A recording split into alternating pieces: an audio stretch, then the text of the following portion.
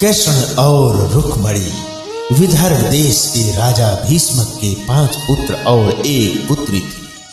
पुत्री का नाम रुक्मिणी था, जो समकालीन राजकुमारियों में सर्वाधिक सुंदर और सुशील थी।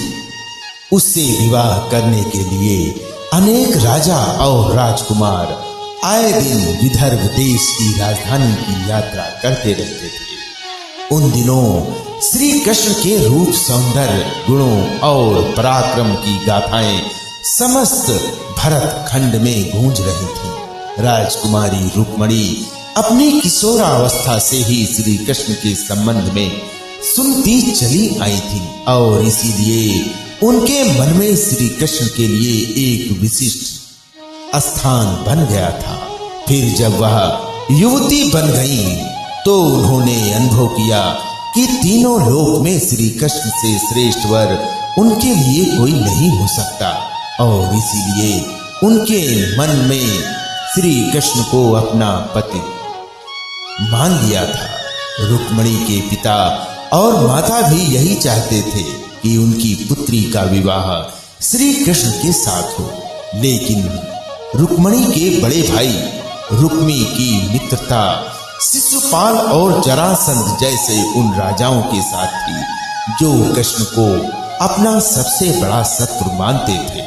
उन राजाओं को कृष्ण के हाथों कई बार पराजय का सामना करना पड़ा था, फिर भी उनकी शत्रुता की आग बुझ नहीं पाई थी। जब रुक्मी को यह पता चला कि उसकी बहन श्री कृष्ण के साथ विवाह करना चाहती है और उसके माता पिता भी इससे सहमत हैं, तो उसने एक दिन राजसभा में घोषणा कर दी कि उसकी बहन रुक्मिणी का विवाह चेत देश के राजा शिशुपाल के साथ होगा। और इस घोषणा के पश्चात ही उसने अपने पिता भीष्मक को भी धमकी दे डाली कि अगर उन्होंने उसकी घोषणा का विरोध किया तो वह उन्हें राज सिंहासन से हटाकर राज्य पर अधिकार कर लेगा और फिर जबरदस्ती रुक्मिणी का विवाह शिशुपाल के साथ कर देगा। राजा भीष्मक को अपने राज जाने की तो उतनी चिंता नहीं थी जितनी चिंता अपनी प्रजा के कल्याण की थी। वह अच्छी तरह जानते थे कि रुक्मी के राजा बनते ही राज्य की वही हालत हो जाएगी जो शिशुपाल और बाणसूर जैसे अत्याचारी और निरंकुश राजाओं के राज्य की है। यह सब सोचकर उन्होंने रुक्मी की घोषणा का विरोध नहीं किया। रुक्मी ने उसी समय कुल पुरोहित से विवाह की तिथि निश्चित कराई और शिशुपाल के पास संदेश भिजवा दिया कि वह अपने मित्र राजाओं को बारात में लेकर आए और राजकुमारी रुक्मिणी को विवाह कर ले जाए। जब रुक्मिणी को अपने बड़े भाई की इस करतूत का पता चला तो वह बहुत दुखी हुई और उसने मन ही मन श्री कृष्ण को अपना पति मान लिया था और यह आर कन्याओं के धर्म के विरुद्ध था कि जिसे वह पति के रूप में वरण कर लें, उसके होते हुए किसी दूसरे व्यक्ति को अपना पति बनाए। सोच विचार करने के पश्चात उसने अपने एक विश्वस्त ब्राह्मण को बुलाया और उससे कहा कि वह द्वारका में श्री कृष्ण के पास जाएं और उन्हें यह संदेश दें कि रुक्मिणी वर्षों पहले से उनको अपने पति के रूप में वरण कर चुकी है, लेकिन उसका बड़ा भाई रुक्मी बलपूर्वक उसका विवाह शिशुपाल के साथ कर देना चाहता है और इसलिए श्री कृष्ण आए और उसका हरण करके ले जाएं। यदि वह नहीं आएंगे तो वह अपने प्राणों का अंत कर देगी। रुक्मिणी का संदेश लेकर ब्राह्मण उसी समय द्वारका की ओर चल दिया और कुछ दिनों बाद द्वारका में पहुंच गया। जब श्री कृष्ण को उस ब्राह्मण द्वारा रुक्मिणी का संदेश मिला तो श्री कृष्ण ने उसे वचन दिया कि भले ही शिशुपाल, जरासंध आदि राजाओं की विशाल सेनाओं से उन्हें भीषण युद्ध क्यों ना करना पड़े, वह उसे उन सब के बीच से उठा ले आए।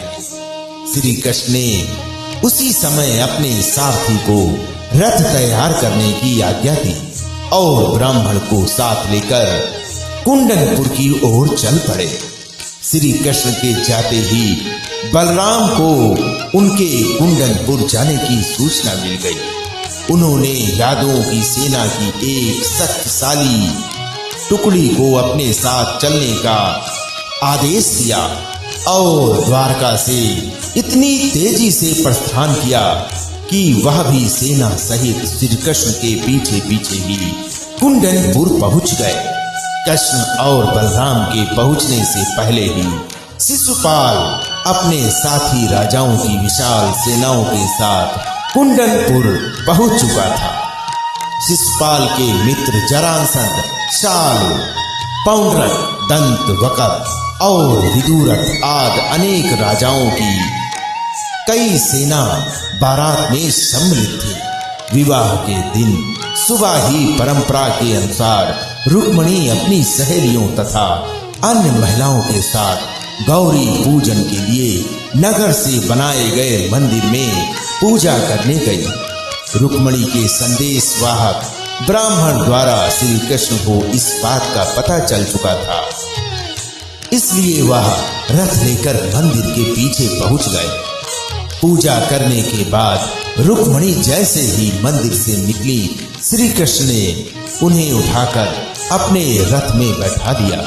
रुक्मिणी के साथ आए सैनिक देखते ही रह गए। जब शिशुपाल और उसके साथी राजाओं को रुक्मिणी हरण का समाचार मिला तो वे अपनी अपनी विशाल सेना लेकर कृष्ण को पकड़ने के लिए चल दिए। रुक्मिणी का बड़ा भाई रुक्मी भी अपने चारों भाइयों और अपनी सेना के साथ श्री कृष्ण के पीछे पीछे चल दिया। नगर से कुछ दूर निकलते ही यादवों की सेना दिखाई देने लगी। अपने पीछे आती हुई सेनाओं को देखते ही बलराम ने अपनी सेना को आदेश दिया कि आक्रमणकारी सेनाओं को खदेड़ कर भगा दो। यादव सेना के सैनिकों ने पलटकर आक्रमणकारी सेनाओं की भीषण बाण वर्षा का उत्तर देना आरंभ कर दिया। देखते ही देखते भीषण संग्राम होने लगा और यदुवंशियों की थोड़ी सी सेना ने शिशुपाल, जरासंध और उनके साथी राजाओं की विशाल सेनाओं पर इतनी भयंकर बाण वर्षा की कि वे सिर पर पांव रखकर भागने लगे। अपनी सेनाओं का संहार होते और उन्हें भागते देख शिशुपाल और उसके साथी राजा भी अपने प्राण बचाकर भाग गए। शिशुपाल और उसके साथी राजाओं की सेनाओं को पीठ दिखाकर भागते देख रुक्मी के क्रोध की कोई सीमा न रही और वह अकेला ही श्री कृष्ण का पीछा करने लगा। श्री कृष्ण रुक्मी से युद्ध करना नहीं चाहते थे, लेकिन जब रुक्मी ने अपशब्द कहे तब उन पर आक्रमण कर दिया तो विवश होकर श्री कृष्ण को शस्त्र उठाना पड़ा और उन्होंने पलक झपकते ही रुक्मी के रथ के घोड़ों और सारथी को मार डाला। रुक्मी भी उनके बाणों से घायल हो गया। श्री कृष्ण ने तलवार संभाली और झपटकर रुक्मी को पकड़ लिया और उसी के उत्तर से उसके हाथ पैर बांधने के बाद उसके सिर तथा दाढ़ी मूंछों के बाल जगह जगह से मूंड कर उसे कुरूप बना दिया। रुक्मी यह प्रतिज्ञा करके श्री कृष्ण से युद्ध करने चला था कि अगर वह अपनी बहन रुक्मिणी को श्री कृष्ण के हाथों से छुड़ा कर नहीं लाया तो कुंडनपुर में नहीं लौटेगा। बलराम के कहने पर जब श्री कृष्ण ने उसे छोड़ दिया तो वह अपने बचे खुचे सैनिकों को लेकर एक निर्जन प्रदेश में चला गया और वहीं नया नगर बसाकर रहने लगा। श्री कृष्ण और रुक्मिणी को लेकर विजयी यादव सेना के साथ द्वारकापुरी लौट आए, जहां विधि पूर्वक उनका विवाह रुक्मिणी के साथ कर दिया गया। जय श्री कृष्ण।